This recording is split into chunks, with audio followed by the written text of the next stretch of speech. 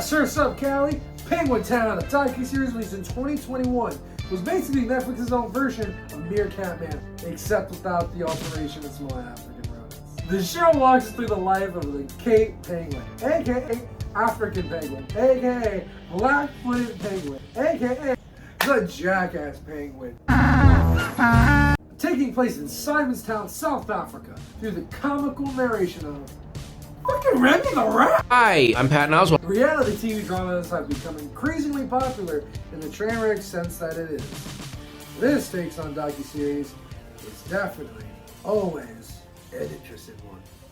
Instead of keeping up with the Kardashians, keeping up with the wheelbarrow! Come on.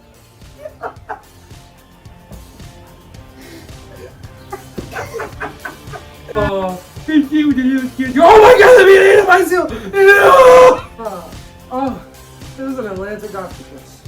Will never do that to me again, Patton Oswalt. Penguins are named after the areas from which they nest.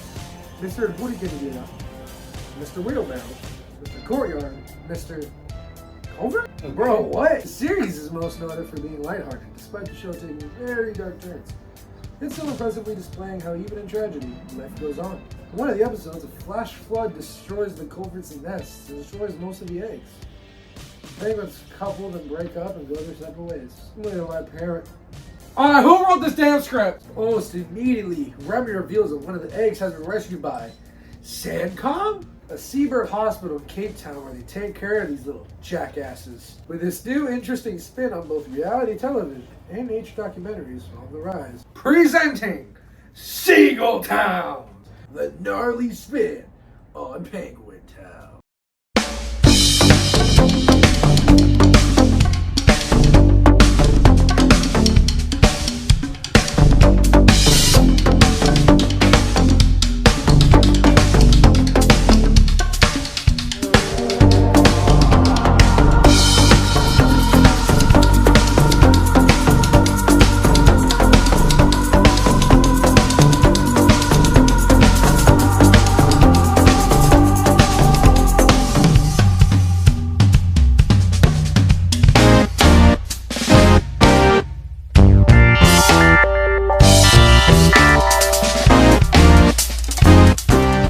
It is the 5 a.m. rise of Redondo Landing, while the masses roost, waiting for that morning sun.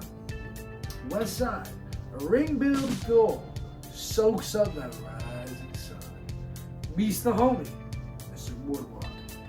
Mr. B knows the benefits, and he knows the early bird catches the fish. He just needs. Hey, yo, what is that? Suddenly, the strange red alien is pulling up. Since the coming spring, these waters have been a golden buffet, with all seafood being free. But once gained, get that of that.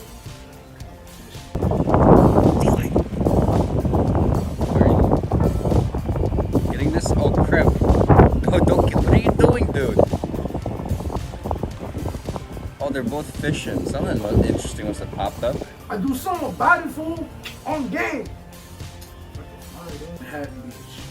Life may be good here, but not for everyone. This is Mr. Beals. His left foot was injured and refuses to risk putting pressure on. Injuries can be dealt between gulls who invade each other's nests, or just feel like being jerks. Most birds choose to walk or run, as it is much less energy demanding than flying. Mr. Dude's injury is forcing him to waddle worse than a penguin. No offense. Even that dude is shut. Perhaps he'll take the pressure out of his leg and go, hey, why are these guys in such a rush? Another giant.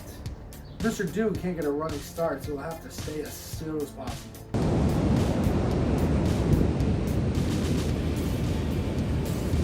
Wait, what? The goal has discovered through his injury his own sense of bravery. Oh crap, here comes another one. Yeah, you better keep running. Terns are scared of everything. Man, nothing scared Mr. Bill. Wait, what the fuck is that thing? Staying in the flock means keeping up with the flock. Those who don't risk being vulnerable without protection. Sometimes when predators like hawks threaten the flock, gulls will start mowing. process in which they straight up gang together to jump the opposing predator. So what do you do with the predators within your range? Meet Miss Jenny. These tide pools bring in seaweed and occasional fish. Just because there's food to go around doesn't mean everyone wants to share. This bully goalie's taken after his seafood with being this salty.